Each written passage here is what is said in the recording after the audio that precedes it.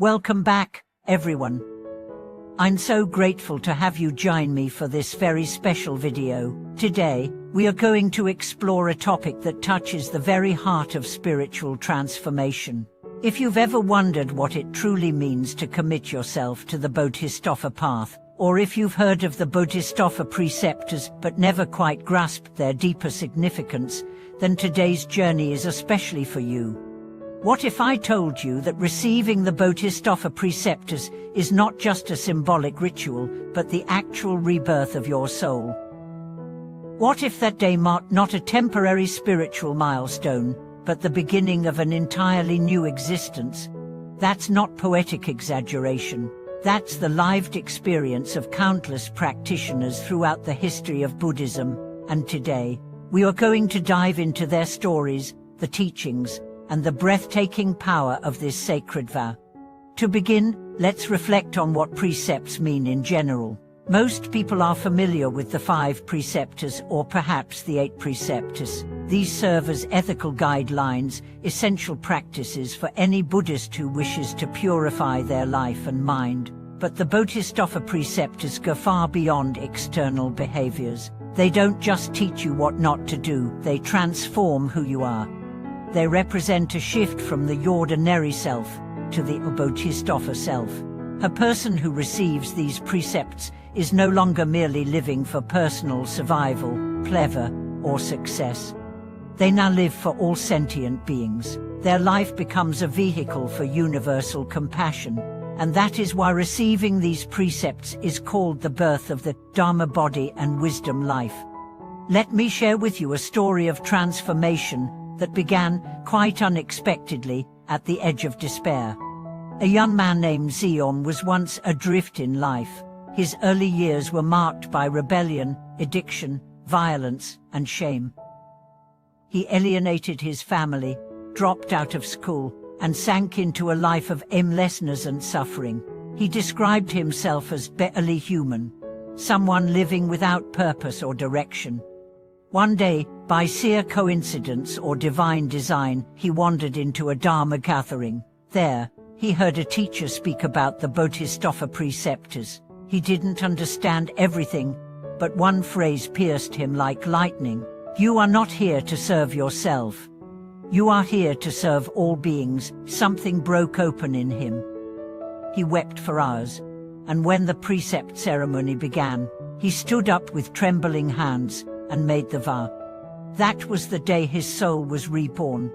Today, Sion is a lay Dharma protector at a monastery. He prepares breakfast for elderly residents, sweeps the floors with devotion, and greets everyone with a radiant smile. His life is not free of hardship, but it is filled with meaning. And it all began with the Bodhisattva precepts. So what makes these vows so powerful? It begins with the intention behind them.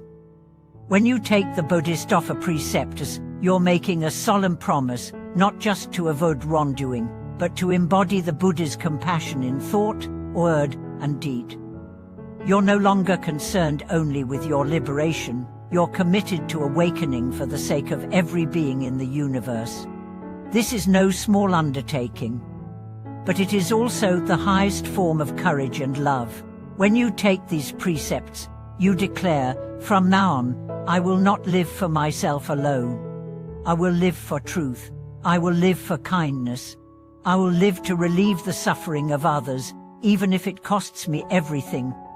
The Bodhisattva precepts are traditionally described as comprising 3 parts: the precepts that guard against harmful conduct, the precepts that promote virtuous conduct, and the precepts that benefit all beings. But in truth, they all stem from one place, your vow to awaken. And once you receive them, something mysterious happens. The vow itself becomes a force in your life. It becomes a presence, a guide, a guardian. It will pull you back when you go astray. It will ignite your strength when you are weak. It will remind you of who you truly are, even when you forget. There are monks who received the Bodhisattva precepts and later fell into despair, but because of that vow, they were pulled back. There are lay practitioners who took the precepts and faced ridicule from their friends, but the vow gave them dignity. There are dying people who took the vow on their last day and smiled with peace as they crossed over, because the vow followed them beyond death. To receive the Bodhisattva precepts is not just to accept a code of conduct, it is to engrave the Bodhisattva path onto your soul. You don't just promise to be good, you awaken the seed of Buddhahood within you, and you declare to the universe, "Let me be your servant. Let me be your light." It's also worth noting that this vow is not restricted to monks or nuns. Lay people, ordinary people can take it. And when they do, they enter a lineage that stretches across centuries and continents. You become a disciple of Manjushri, Avalokiteshvara, Samantabhadra, and all the great Bodhisattvas of history. But the most profound truth is this: the precepts do not make you a saint, they make you a warrior of compassion. You will still make mistakes, you will still struggle, but you will no longer live in darkness. Every time you fall, the precept vow will lift you up again. A practitioner once said that after taking the Bodhisattva precepts, he felt like a fire had been lit in his chest. Not a fire of passion, but a fire of resolve. A fire that burned away excuses.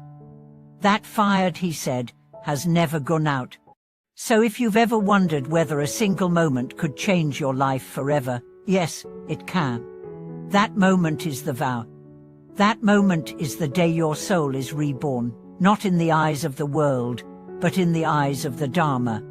If you've received the Bodhisattva precepts, I invite you to reflect on that moment again. If you haven't, but feel drawn to this path, know that it is open to you. You don't have to be perfect. You only have to be sincere. The vow will do the rest. Thank you for being here today. I hope this video touched your heart. If it did, please share your experience with the Bodhisattva precepts. Have you taken them? What did they change for you? Let's create a space where our shared vows illuminate one another. Please remember to subscribe to the channel, like the video, and share it with anyone who may be ready for a new beginning. Thank you for watching this video.